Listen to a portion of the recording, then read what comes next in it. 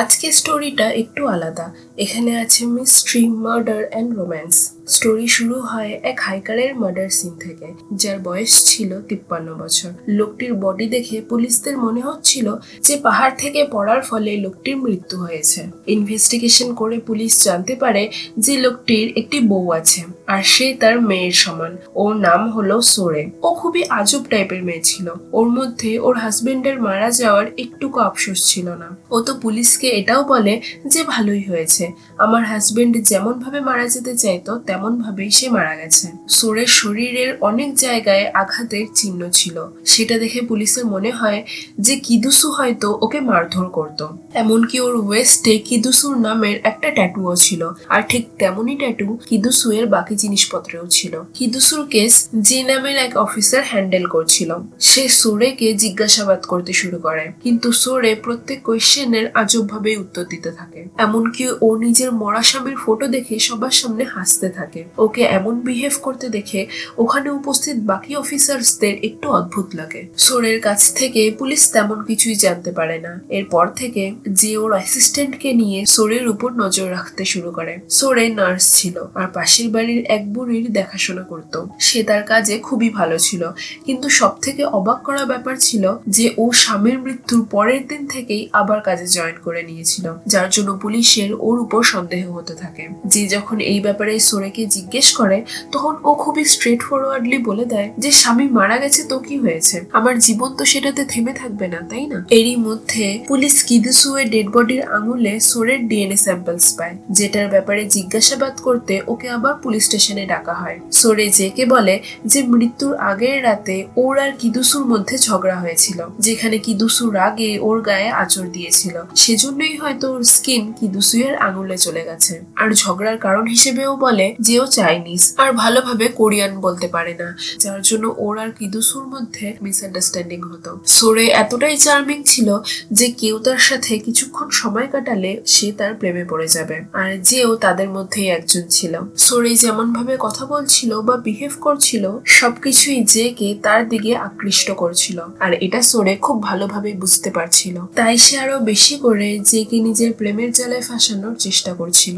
ইতিমধ্যেই আরেকটা কেসের সাসপেক্ট ধরা পড়ে। তার সাথে এই কেসের কোনো মিল ছিল না। এই কেসটিও যেই হ্যান্ডেল করছিল, কিন্তু এই সাসপেক্টের সাথে তার ব্যবহার একদমই আলাদা ছিল। সে তাকে এমন ভাবে ট্রিট করছিল যেন সে সত্যি একটা খুনি। যে এমন ব্যবহার দেখে ওর অ্যাসিস্ট্যান্টের খুব রাগ হয়। একদিন রাগের মাথায় ও জেকে জিজ্ঞেস করেই বসে, তুমি এই সাসপেক্টের সাথে এত কঠোর ব্যবহার কেন করছো? সোরের সাথে তো এমন ব্যবহার করো না, ও তো এই ছেলেটার মতোই একটা সাসপেক্ট, ওর সাথে তো খুব হেসে হেসে কথা বলো কেন? ও মেয়ে বলে? কথাগুলো শুনতে খারাপ লাগলেও এটাই ছিল সত্যি, আর এটা যে খুব ভালোভাবেই জানতো। তাই সে কিদুসু এর কেসের আরো প্রুফ খোঁজার জন্য আবার সোরের উপর নজর রাখতে শুরু করে। সোরে খুব চালাক ছিল। ও বুঝে যায় যে ওকে ফলো করছে, তাই ও জেনে বুঝে কিছু না কিছু বাহানায় ওর কাছে যেতে থাকে, আর প্রত্যেকবার কিছু এমন একটা করে যাতে যে ওর প্রতি আরো বেশি আকৃষ্ট হতে থাকে। আর ও যেমনটা চেয়েছিল তেমনই হতে থাকে। যে এখন সোরেকে পছন্দ করতে শুরু করেছিল। একদিন অ্যাসিস্ট্যান্ট জেকে একটা প্রুফ দেখিয়ে বলে যে সোরে চায়নায় থাকাকালীন ওর দিদার খুন করেছে। এটা শুনে যে সঙ্গে সঙ্গে সোরের কাছে গিয়ে ওকে কনফ্রন্ট করে। সোরে ওকে জানায় যে ওর দিদা খুবই অসুস্থ ছিল, আর ওকে সবসময় উনাকে এই কষ্ট থেকে মুক্তি দিতে বলতো, তাই সে উনাকে মুক্তি দিয়ে দিয়েছে। এই বলে ও জেকে কতগুলো লেটার্স দেখায়, যেগুলো কেউ কিদুসুকে পাঠিয়ে ব্ল্যাকমেল করত।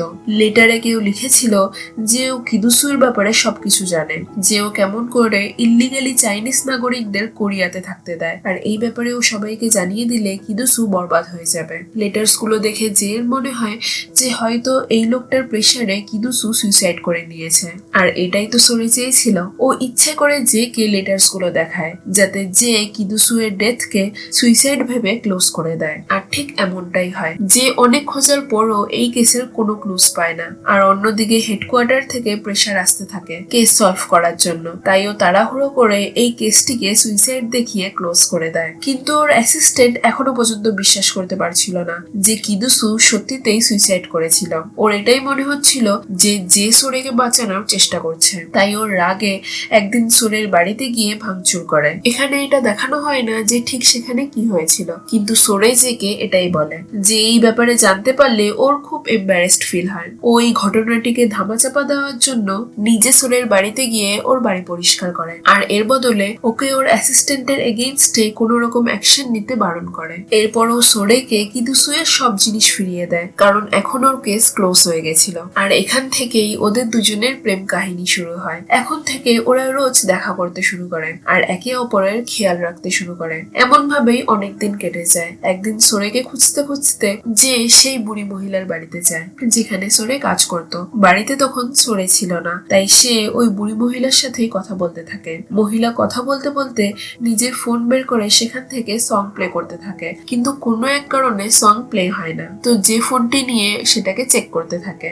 সেটা চেক করতে করতে ও ওখানে একটা অ্যাপে 26 তারিখে স্টেপস কাউন্ট 138 দেখতে পায়। এটা দেখে ও অবাক হয়ে যায়, কারণ এই মহিলা অনেক বছর ধরে বাড়ি থেকে বেরিয়ে হননি। তাহলে কেউ হয়তো মহিলার ফোন নিয়ে বাইরে গেছিল। এটার উত্তর খুঁজতে গিয়ে যে মনে পড়ে যে সোরের কাছেও ঠিক এমনই একটা ফোন আছে। এরপর যে বাইরে গিয়ে বিল্ডিং এ সিসিটিভি ফুটেজেস চেক করতে থাকে, যেটা দেখে ও জানতে পারে যে বিল্ডিং এর পেছনে কোনো সিসিটিভি ক্যামেরা নেই। এখন ওর কাছে পুরো ব্যাপারটা ক্লিয়ার হয়ে যায়। আসলে হয়েছিল এমনটা যে সোরে কিদুসুর মার্ডারের দিন ওই মহিলার বাড়িতে এসে নিজের ফোনের সাথে মহিলার ফোন এক্সচেঞ্জ করে নেয়, যার জন্য পুলিশ যখন সোরের লোকেশন ট্র্যাক করে তখন সেটা এই বিল্ডিং এই দেখায়। এরপর ও পিছনের রাস্তা দিয়ে বিল্ডিং এর বাইরে যায় আর একটা শর্টকাট দিয়ে সেই পাহাড়ে গিয়ে পৌঁছায় যেখানে কিদুসু গেছিল। ওখানে পৌঁছে ও কিদুসুর জন্য ওয়েট করতে থাকে, আর ওর আসা মাত্রই ও ওকে ধাক্কা দিয়ে পাহাড় থেকে নিচে ফেলে দেয়।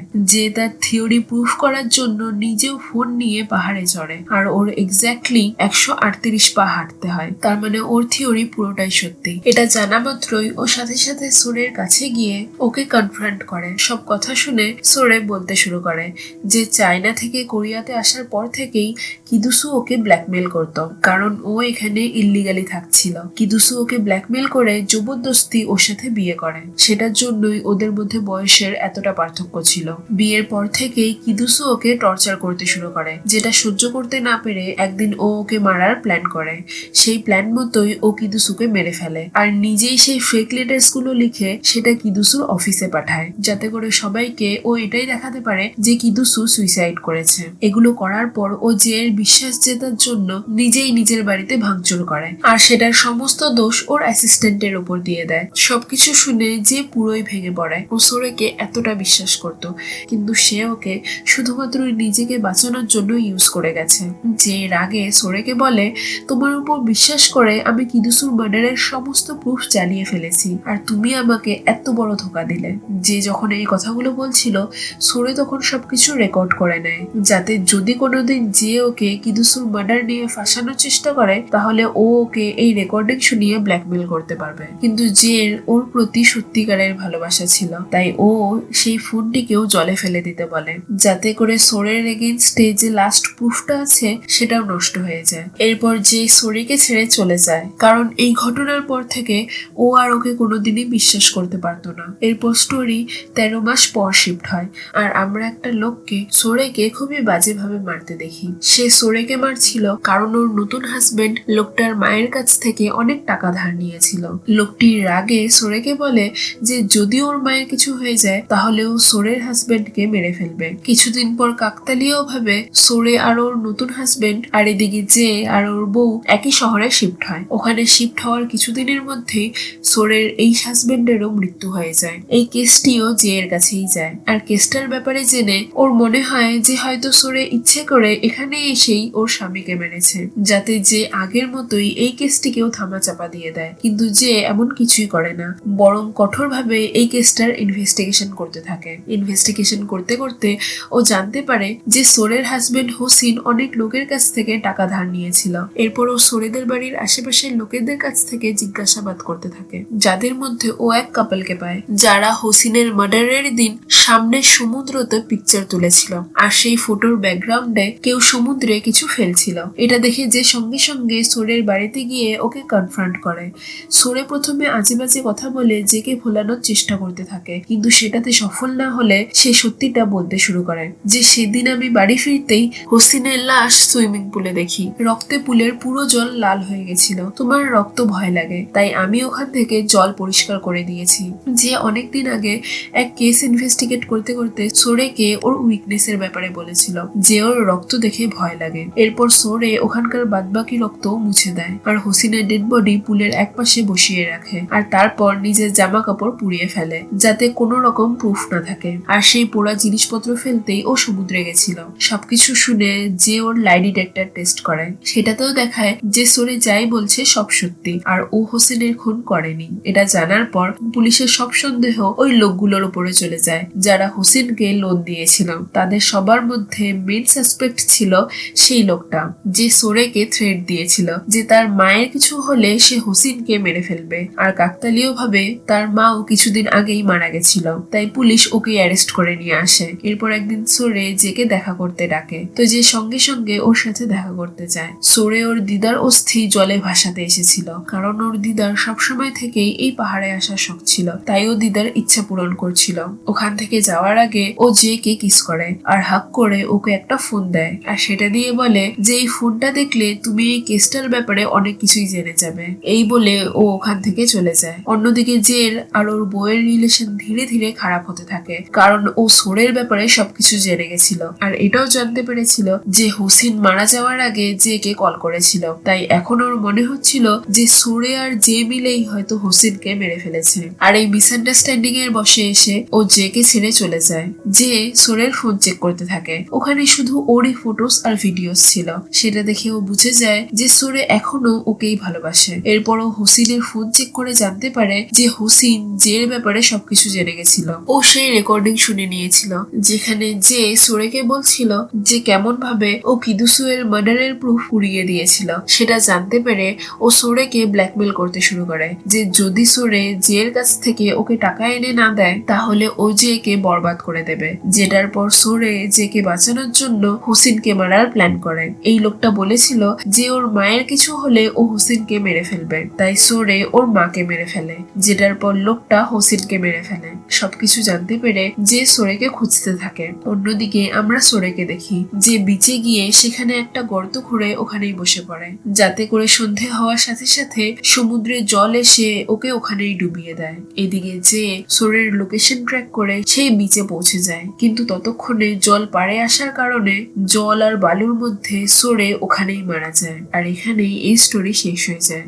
সোরের লাইফ খুবই ট্র্যাজিক ছিল। ও কিদুসুকে মেরে ভুল তো করেছিল, কিন্তু টর্চার থেকে বাঁচার এর থেকে ভালো উপায় ওর কাছে ছিল না। কিন্তু এইবার জেকে বাঁচানোর জন্য ও একজন ইনোসেন্টকে মেরেছিল, সেটার গিল্টেই ও নিজেও সুইসাইড করে নেয়। তো এত অব্দি ছিল আজকের ভিডিও। দেখা হবে এর পরের ভিডিওতে। Stay tuned.